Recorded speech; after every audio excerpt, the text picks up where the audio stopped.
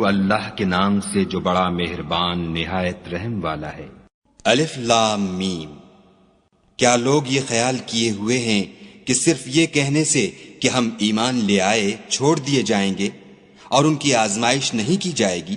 اور جو لوگ ان سے پہلے ہو چکے ہیں ہم نے ان کو بھی آزمایا تھا اور ان کو بھی آزمائیں گے، سو خدا ان کو ضرور معلوم کرے گا جو اپنے ایمان میں سچے ہیں اور ان کو بھی جو جھوٹے ہیں۔ کیا وہ لوگ جو برے کام کرتے ہیں یہ سمجھے ہوئے ہیں کہ یہ ہمارے قابو سے نکل جائیں گے؟ جو خیال یہ کرتے ہیں برا ہے۔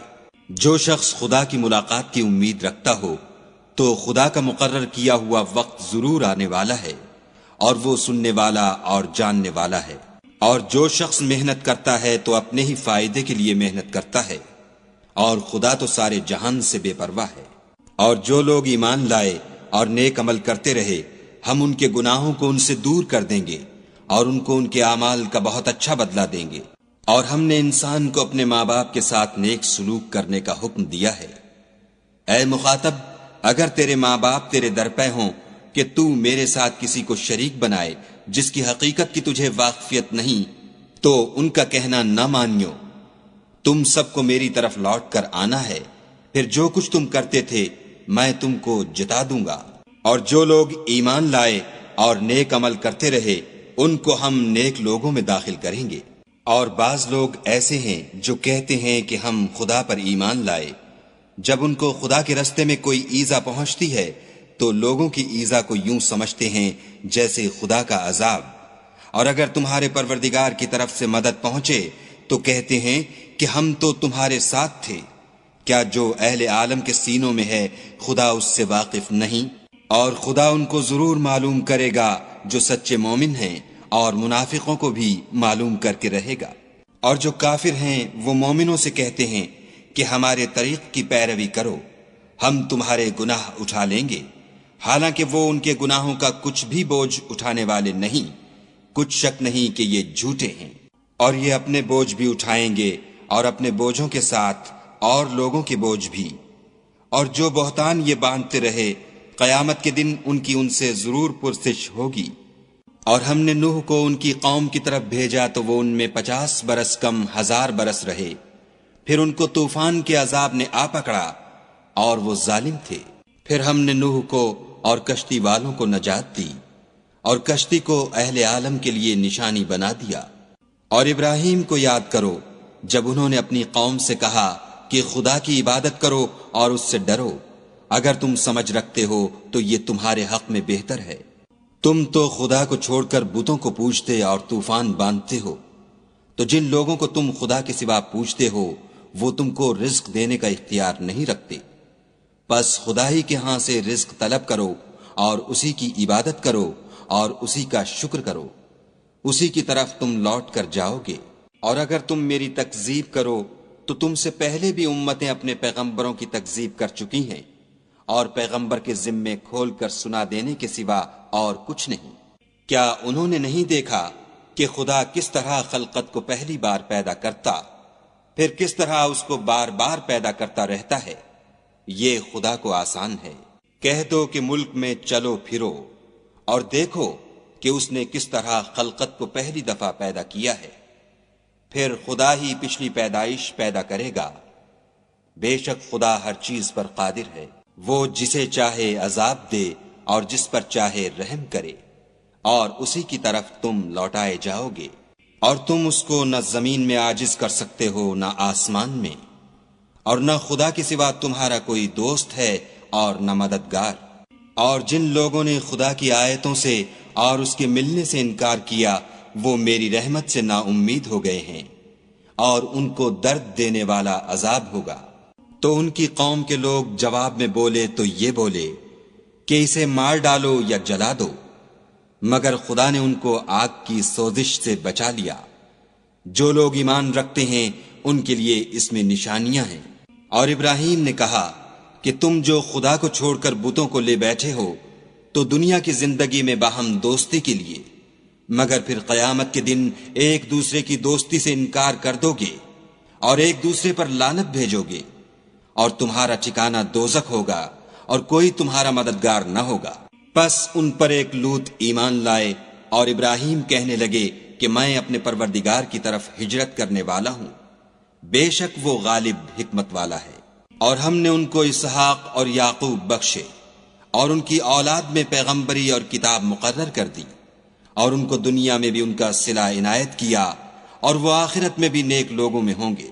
اور لوط کو یاد کرو جب انہوں نے اپنی قوم سے کہا کہ تم عجب بے حیائی کے مرتکب ہوتے ہو، تم سے پہلے اہل عالم میں سے کسی نے ایسا کام نہیں کیا۔ کیا تم لذت کے ارادے سے لونڈوں کی طرف مائل ہوتے اور مسافروں کی رہزنی کرتے ہو اور اپنی مجلسوں میں ناپسندیدہ کام کرتے ہو؟ تو ان کی قوم کے لوگ جواب میں بولے تو یہ بولے کہ اگر تم سچے ہو تو ہم پر عذاب لے آؤ۔ لوط نے کہا کہ اے میرے پروردگار، ان مفسد لوگوں کے مقابلے میں مجھے نصرت عنایت فرما۔ اور جب ہمارے فرشتے ابراہیم کے پاس خوشی کی خبر لے کر آئے تو کہنے لگے کہ ہم اس بستی کے لوگوں کو ہلاک کر دینے والے ہیں کہ یہاں کے رہنے والے نافرمان ہیں۔ ابراہیم نے کہا کہ اس میں تو لوط بھی ہیں۔ وہ کہنے لگے کہ جو لوگ یہاں رہتے ہیں ہمیں سب معلوم ہیں، ہم ان کو اور ان کے گھر والوں کو بچا لیں گے بجز ان کی بیوی کے کہ وہ پیچھے رہنے والوں میں ہوگی۔ اور جب ہمارے فرشتے لوط کے پاس آئے تو وہ ان کی وجہ سے ناخوش اور تنگ دل ہوئے۔ فرشتوں نے کہا کچھ خوف نہ کیجیے اور نہ رنج کیجیے، ہم آپ کو اور آپ کے گھر والوں کو بچا لیں گے، مگر آپ کی بیوی کے پیچھے رہنے والوں میں ہوگی۔ ہم اس بستی کے رہنے والوں پر اس سبب سے کہ یہ بد کرداری کرتے رہے ہیں آسمان سے عذاب نازل کرنے والے ہیں، اور ہم نے سمجھنے والے لوگوں کے لیے اس بستی سے ایک کھلی نشانی چھوڑ دی۔ اور مدین کی طرف ان کے بھائی شعیب کو بھیجا تو انہوں نے کہا اے قوم، خدا کی عبادت کرو اور پچھلے دن کے آنے کی امید رکھو اور ملک میں فساد نہ مچاؤ، مگر انہوں نے ان کو جھوٹا سمجھا، سو ان کو زلزلے کے عذاب نے آ پکڑا اور وہ اپنے گھروں میں اوندھے پڑے رہ گئے۔ اور عاد اور سمود کو بھی ہم نے ہلاک کر دیا، چنانچہ ان کے ویران گھر تمہاری آنکھوں کے سامنے ہیں، اور شیطان نے ان کے اعمال ان کو آراستہ کر دکھائے اور ان کو سیدھے رستے سے روک دیا، حالانکہ وہ دیکھنے والے لوگ تھے۔ اور قارون اور فرعون اور حامان کو بھی ہلاک کر دیا، اور ان کے پاس موسیٰ کھلی نشانیاں لے کر آئے تو وہ ملک میں مغرور ہو گئے اور وہ ہمارے قابو سے نکل جانے والے نہ تھے۔ تو ہم نے سب کو ان کے گناہوں کے سبب پکڑ لیا، سو ان میں کچھ تو ایسے تھے جن پر ہم نے پتھروں کا مہ برسایا، اور کچھ ایسے تھے جن کو چنگھاڑ نے آ پکڑا، اور کچھ ایسے تھے جن کو ہم نے زمین میں دھسا دیا، اور کچھ ایسے تھے جن کو غرق کر دیا۔ اور خدا ایسا نہ تھا کہ ان پر ظلم کرتا، لیکن وہی اپنے آپ پر ظلم کرتے تھے۔ جن لوگوں نے خدا کے سوا اوروں کو کارساز بنا رکھا ہے، ان کی مثال مکڑی کسی ہے کہ وہ بھی ایک طرح کا گھر بناتی ہے، اور کچھ شک نہیں کہ تمام گھروں سے کمزور مکڑی کا گھر ہے۔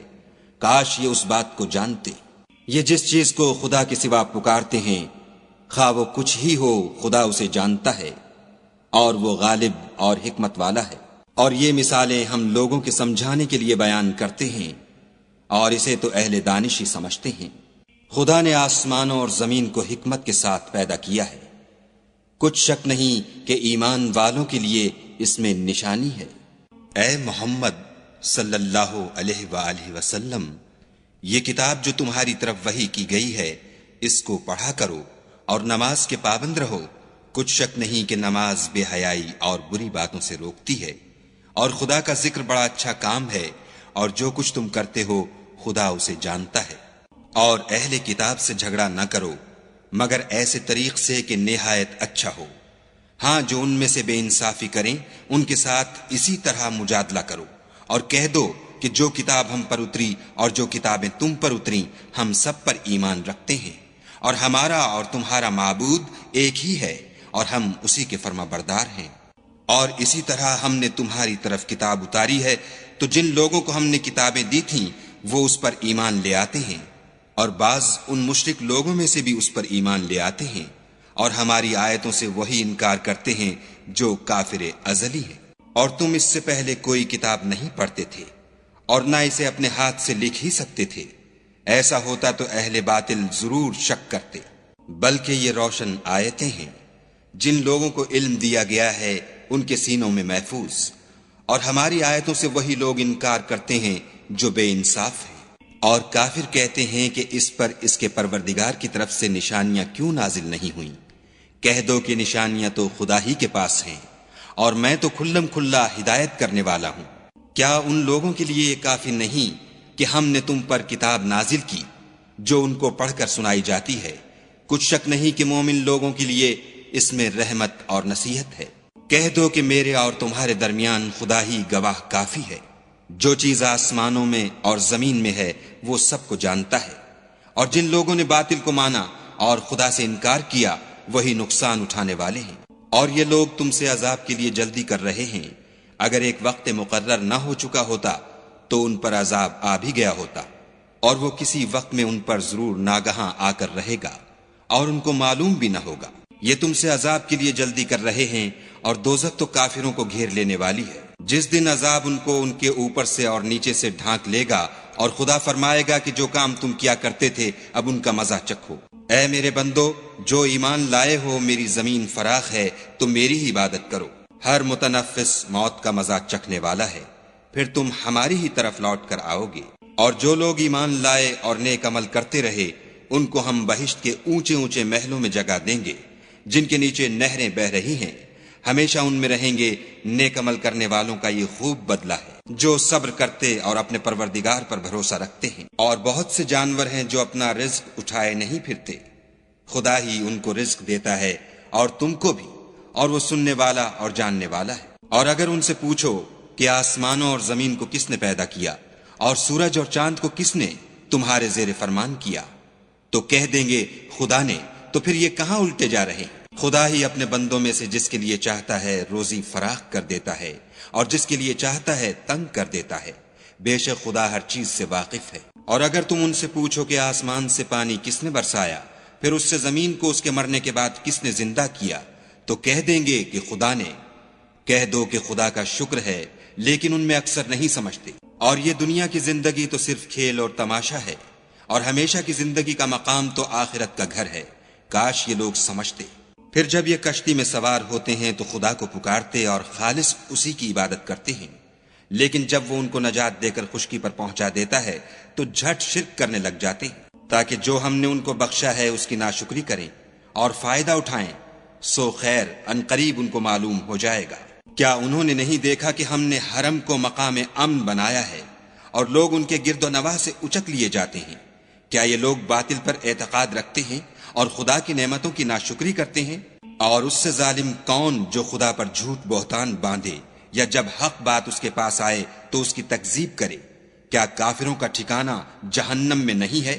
اور جن لوگوں نے ہمارے لیے کوشش کی ہم ان کو ضرور اپنے رستے دکھا دیں گے، اور خدا تو نیکوکاروں کے ساتھ